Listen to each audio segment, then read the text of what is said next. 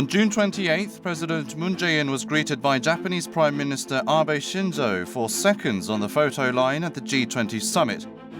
But the two leaders did not hold a summit afterwards. On July 1st, a day after the G20 Summit, Japan slapped South Korea with export restrictions.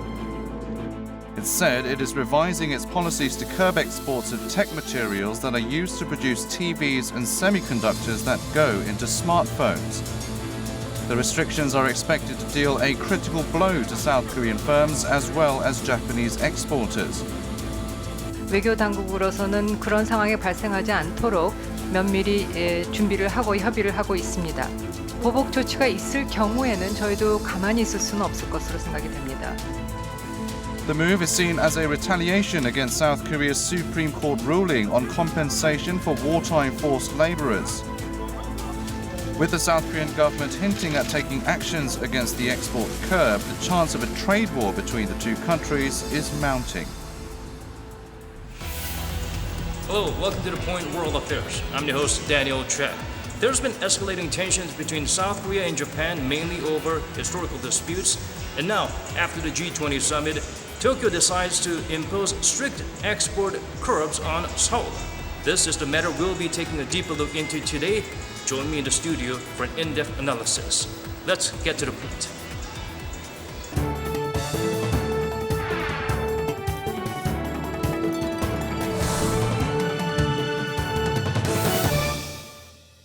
To help dissect today's topic into digestible bites, we're again joined in the studio by Song Se-ryun, Professor of Law from Kyunghee University. Thank you so much for being here with us. Happy to be here, Daniel.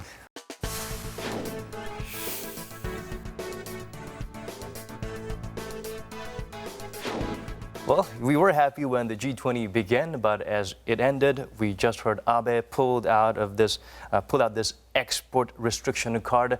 From the beginning to the end, it seemed like South Korea and Japan displayed their frosty ties with the handshake and minimal contact between the two leaders. Right.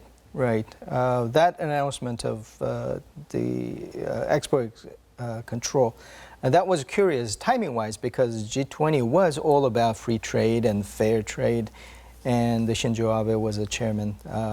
But the next day, we hear this announcement. However, this dissatisfaction that Japan had about the Korean Supreme Court's decision about compensating for the victims of forced labor during the World War II, that has been going on for quite some time, actually. The original decision came out in 2012, and then just last year, Supreme Court of Korea confirmed that decision. So, and the Japanese government has time and again said that they would do something about it. So we're seeing it, but the timing is very curious and pretty unfortunate. What is the outside perspective looking in with the dispute going on between South Korea and Japan, especially pertaining to something that's related to human rights and wartime crimes, if you might call it, the forced labor? Well, I think the consensus is that if Japan wants to deny the past and say that there's nothing wrong with forced labor, probably they won't get much approval from the global media and opinions. I think that they are going against the tide in terms of the opinions and the historical facts. I suspect that they're doing it to an extent for a domestic audience because some key elections are coming up this year and next year. So it is a part of campaigning for the future in Japan. Right, we're seeing the same thing in United States when Trump wants to cater to or placate his base. Probably he says some statements that arouses the nationalism, I guess. But this is, I suspect that is in the same context. Has there been other instances where Japan pulled such a move against another country out of possibly as a retaliatory measure in the past? Well, it's hard to think of something at this point, but in the similar vein, the Dokdo issue is another issue. The Dayu, the islands issue. Those are some of the things that come out of what they have done during the World War II, but becomes a kind of international dispute. So they do have their hands full about those kind of issues that come up. But what I find curious is that time and time again, they try to use those instances to kind of bolster nationalism in Korea and try to, not make any kind of dent in the what they call a national pride. Well, Professor, we're going to take a look at some sound bites from Japan. Japan claims the latest export cards are not a retaliatory move against South Korea's court ruling. Here's what one of its government officials said about this particular matter. 今回の見直しは、適切な輸出管理制度の運用を目的としたもので、あります。対抗措置ではありません。韓国との信頼関係の下でですね、輸出管理に取り組むことが困難になっていることに加えて、韓国に関連する輸出管理をめぐり、不適切な事案が発生したこともあり、より厳格な制度の運用を行うこととしたものであるというふうに承知をいたしております。So their rationale behind this move is that the two sides are losing trust, so they need to take a step back and change certain ways that trade matters are dealt between Seoul and Tokyo. Does this make sense? I'm trying very hard to make sense out of it, but they're saying that it's not a retaliatory matter, but in the next breath, not this official, but other officials have said that they are dissatisfied with the Korean government's handling of the forced labor issue. So they're making a connection. We see the same kind of analysis in the media, not only our own, but the Japanese media and media around the world. So actually, they're not fooling anybody. Right. Is it possible that it needed to urgently let their voices, or at least their version of the truth, be heard because they knew there were going to be critics and skeptics inside Japan? Right. I guess they had to say that it's not a retaliatory matter because the day before, the Shinzo Abe was declaring to the world that we want the fair trade practices and therefore the free trade. So it's a very contradictory message. I don't know how they make sense out of it because not many people understand those two statements in unison. As the cherry on top of the sundae for the G20 Summit, they were working on a statement together, but apparently it took some time due to the phrasing of it. Is it possible that Prime Minister Shinzo Abe's understanding of the fact that they were going to pull this move had shaped the wordings a little bit differently so that Japan will be on the safe side? Right. Looking back, it seems like they were aware of the internal inconsistencies in what they're saying and what they are doing. Well, let's hear from the South Korean government about how they plan to respond to the matter. South Korea made remarks about how it would respond to this particular export restrictions on July 1st. Here's a short clip from the Trade Ministry. 수출 제한 조치는 WTO 협정상 원칙적으로 금지될 뿐만 아니라 지난주 일본이 의장국으로서 개최한 G20 정상회의 선언문의 자유롭고 공정하며 비차별적이고 투명하고 예측 가능하며 안정적인 무역과 투자 환경을 구축하고 시장 개방을 유지하기 위해 노력한다는 합의 정신과도 정면으로 배치한다. Back to the topic of the elements, or rather the particular items that could impact South Korea that's listed in Japan's list of items that are under export restrictions.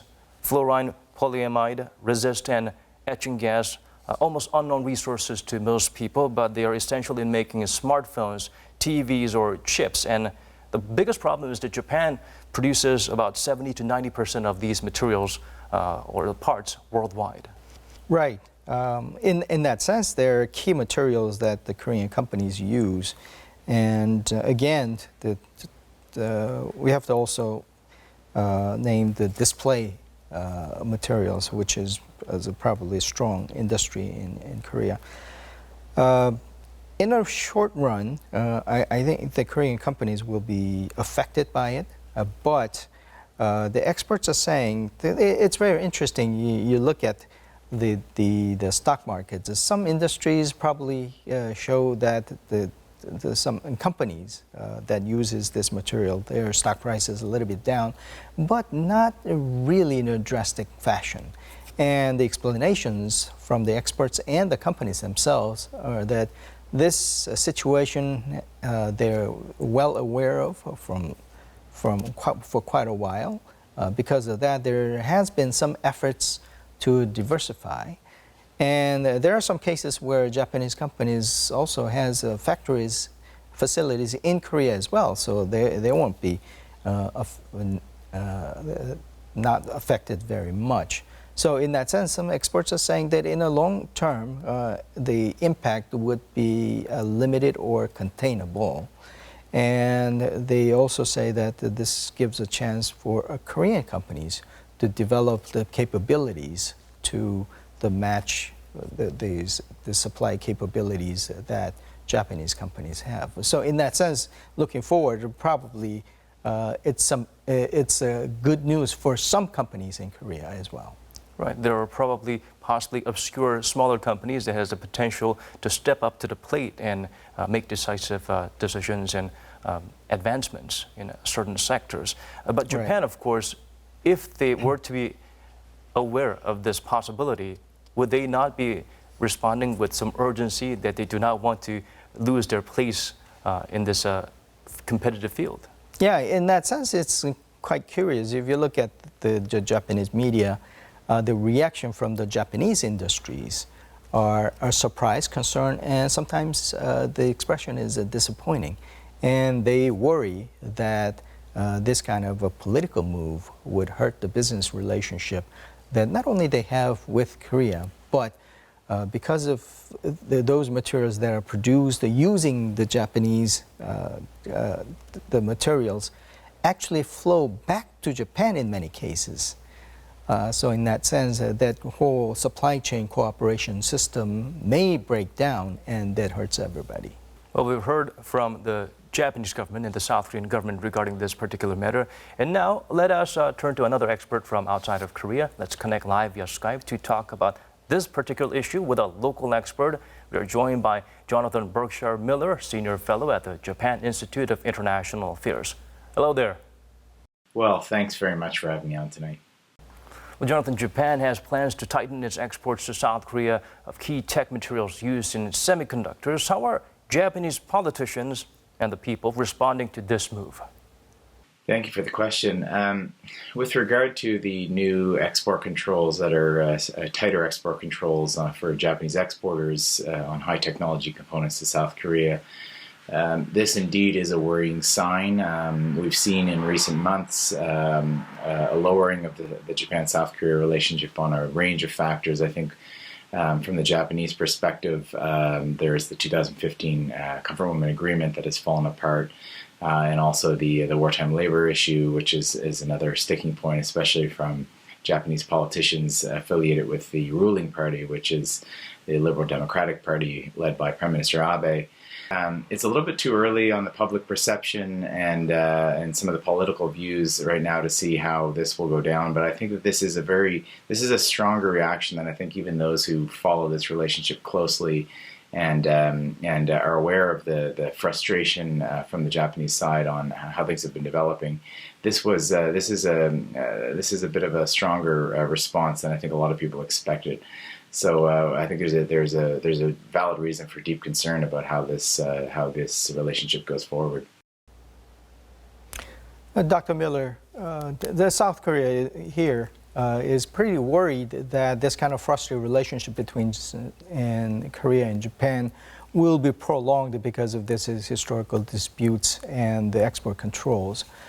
What does Tokyo see this panning out in the future? Yeah, thanks again for the question. As regards to Tokyo's kind of prediction of where things will go, I think there's unfortunately, a lot of skepticism right now in Japan on the future of this relationship. The door is always open, I think. Japan obviously realizes that South Korea is its neighbor, and both are democracies, both have an interest, in particular, on security cooperation vis-a-vis North Korea, and ideally, in the long term, having some synergies on China as well.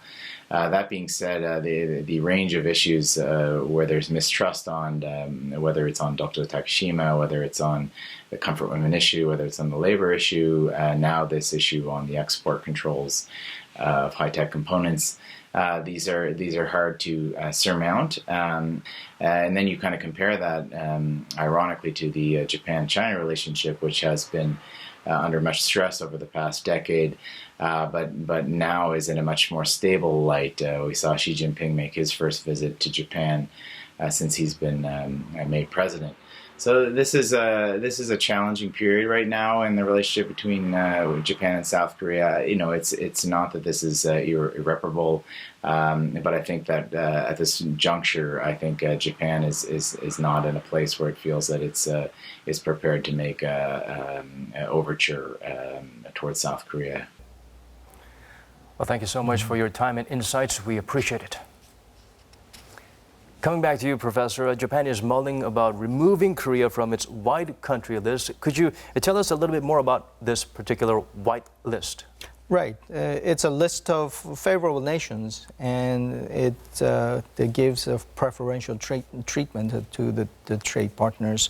Essentially, it's kind of a priori permission to export some the state-of-the-art materials and the export items to that country.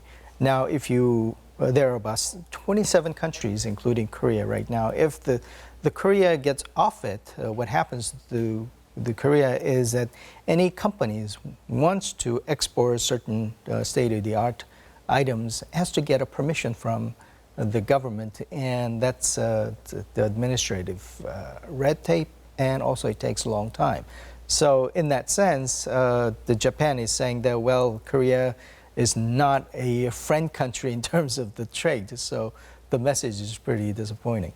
Clearly, they want to hit where it hurts, and this is part of Japan's continued efforts to do so and send a clear message. Right. I think I agree with Dr. Miller that first and foremost, we're neighbors. Of course, we have a very checkered history for a long time, hundreds of years. But at some point, we have to bury our hatchets and we have to work together. We have accomplished economic miracles, each of us. And going forward, we can play a very pivotal role for the world peace, especially when the Korean Peninsula issue is resolved. So in that sense, we have to move forward.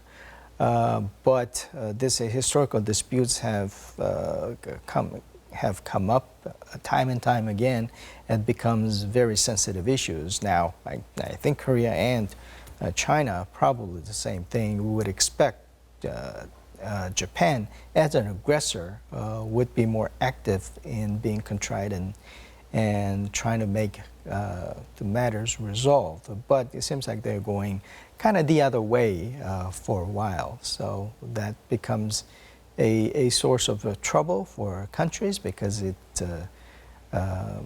as you can imagine, the Korea and Chinese people are pretty sensitive about what has happened before as victims of that aggression. So in that sense, Japan should look at this thing and don't say the past in the past, we have nothing to do with it. Well, Japan did it, and if the sentiment persists, probably the Japan should be very conscious and also very sensitive about the whole matter. Right, it's clear that Japan has not done enough, and they need to revisit that and address that issue and face it head on and not distort facts. Right. South Korea's move possibly is to go to the WTO. What would that particular maneuver involve if we were to get the WTO's assistance or their feedback or their input on this particular matter? Well, Japan, as Korea is a signatory to WTO treaties. So their latest action that Japanese is taking clearly goes against the spirit of WTO.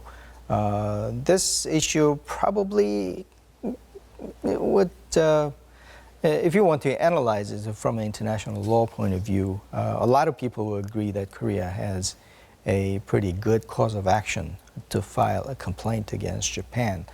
Not only because the Japanese action goes against the spirit of the G20, but I think that their action as singling out Korea probably is pretty apparent that this action is, the purpose of it is to discriminate against the Korean industries. And the motives, probably you will point to a lot of things, but I think that the experts would agree that this historical dispute is the one to point a finger at. Right. It looks like things are not looking up for both sides. Would a third-party intervention or a global, or rather the international community chipping in to help out, would that be a possible solution to thawing ties between Seoul and Tokyo? Well, indirectly, if Shinzo Abe and the Japanese government is sensitive about it, the global opinion, I think, is pretty against what Japan is doing, even when they are not conscious about the historical disputes. But I think that the global media and also experts are saying that whatever Shinzo Abe is doing, and also they would kind of group to what Trump is doing, to kind of disrupt the free trade regime that they have. And probably they'll say that Shinzo Abe is taking a cue from what Donald Trump is doing, putting tariffs and sanctions to other countries to resolve the kind of political disputes in an economic sense, which is never a justifiable thing, because you're treating with different areas of the complaints and the disputes, and they're trying to kind of loop them together, and they don't really go well together, and there are different victims produced by those incongruent actions. So in that sense, I think that the third-party intervention should not be necessary, because we're so close together and we can resolve it through dialogue. But in an indirect sense, I think that the world media has already spoken a lot about what they think about this whole fiasco. Small victories in battles don't really matter, that if you want to have your own agenda and go fast, you can do it alone, but if you want to go far, you need to do it with the rest of the world. Right. Thank you so much for coming in today, Professor Song, and making our show complete. My pleasure. Japanese Prime Minister Shinzo Abe has revealed at a roundtable discussion by party leaders ahead of the House of Councillors election that the government's regulations on exports to South Korea are retaliation against South Korea. He mentioned about the 2015 bilateral agreement on comfort women deal. The South Korean government said Japan's export control breaches WTO rules and is also actively exploring ways for a strong diplomatic response. Meanwhile, Japanese media is criticizing its government's export restriction as it could harm its economy. The relationship between Seoul and Tokyo is running downslope, and some predict the two sides could enter an all-out trade war in the near future. Before we go, here's the latest on Japan's export curb. Let's roll the clip. Some 200 store owners in Korea have vowed not to carry Japanese products on their shelves, following Tokyo's trade action on key high-tech exports to Korea. 24 representatives from an umbrella group representing 100,000 small and medium-sized firms held a joint press conference outside the Japanese embassy in Seoul. The group announced a boycott, criticizing the Japanese government's latest export measures, which are largely seen as an act of retaliation over contentious historical issues.